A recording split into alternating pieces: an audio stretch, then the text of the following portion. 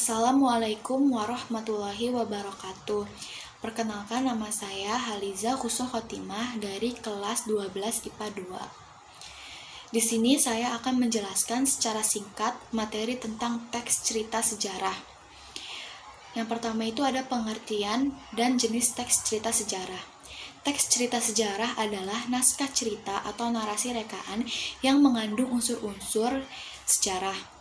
Teks cerita sejarah di dalamnya menjelaskan dan menceritakan tentang fakta yang terjadi di masa lalu yang menjadi latar belakang terjadinya sesuatu dan memiliki sifat kesejarahan, baik bersifat naratif maupun deskriptif.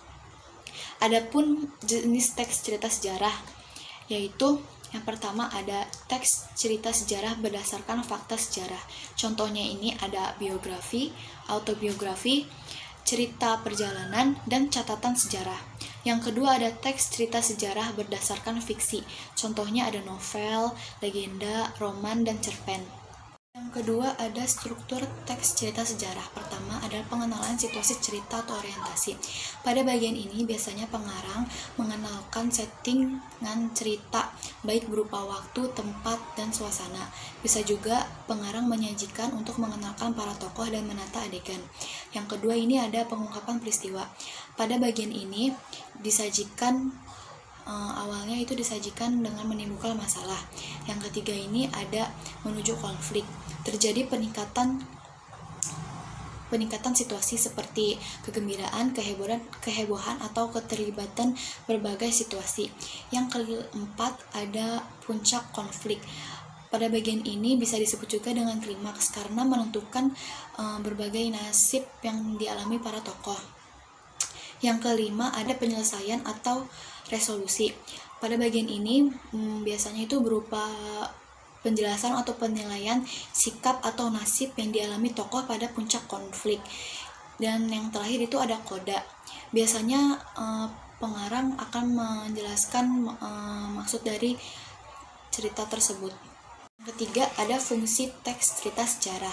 Yang pertama itu ada edukatif. Fungsi edukatif bisa dijadikan petunjuk dan pelajaran kehidupan untuk manusia dalam berperilaku. Kedua, rekreatif. Fungsi rekreatif bisa memberikan rasa gembira dan senang kepada si pembaca. Tiga, fungsi inspiratif bisa memberikan inspirasi, imajinasi, dan kreativitas. Yang terakhir ada fungsi instruktif. Ini bisa dijadikan sebagai alat bantu dalam pembelajaran.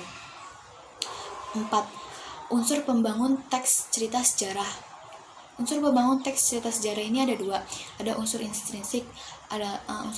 Unsur intrinsik ini hal-hal yang membangun teks cerita sejarah dari dalam. Contohnya itu ada tokoh atau penokohan, tema, alur atau plot, latar atau settingan, gaya bahasa, sudut pandang, dan yang terakhir ini ada amanat.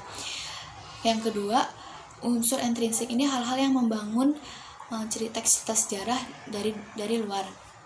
Contohnya ada nilai pendidikan, nilai politik, nilai patriotik, dan nilai moral. Yang kelima ada nilai-nilai teks cerita sejarah. Yang pertama itu ada nilai budaya.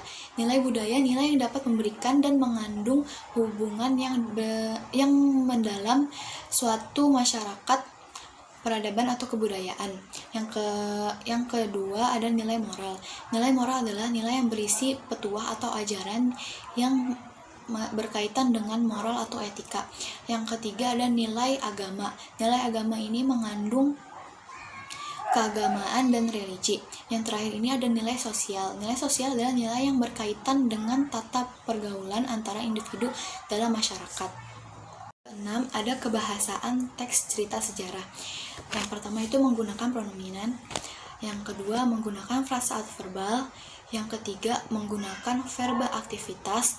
Yang keempat menggunakan konjungsi temporal. Dan yang terakhir menggunakan kalimat majemuk. Sekian presentasi dari saya. Kurang lebihnya mohon dimaafkan. Wassalamualaikum warahmatullahi wabarakatuh.